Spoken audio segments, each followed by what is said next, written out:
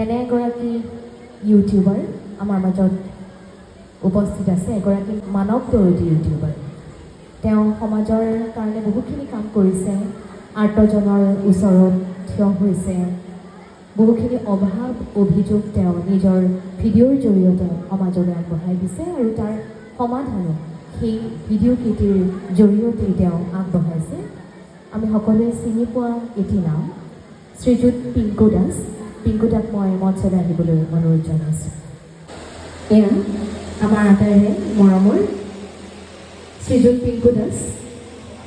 তেখেতৰ পৰা আমি দুআষাৰ শুনিম, কিন্তু তাৰ পূৰ্বে তেখেতক আমি সম্বৰ্ধনা জনাবলৈ বিচাৰিছোঁ। সম্বৰ্ধনা জ্ঞাপন কৰিবলৈ মই কলাংগনৰ সন্মানীয় অধ্যক্ষক অনুৰোধ জনাইছোঁ।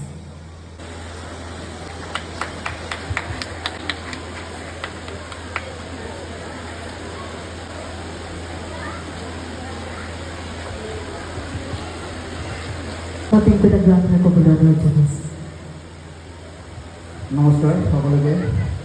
কলাংগনৰ সমগ্ৰ থাকে মই বহুত বহুত ধন্যবাদ জ্ঞাপন কৰিছোঁ।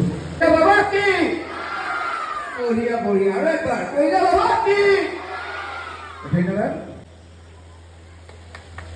পিংকুদাক আমি আন্তৰিক ধন্যবাদ জ্ঞাপন কৰিছোঁ।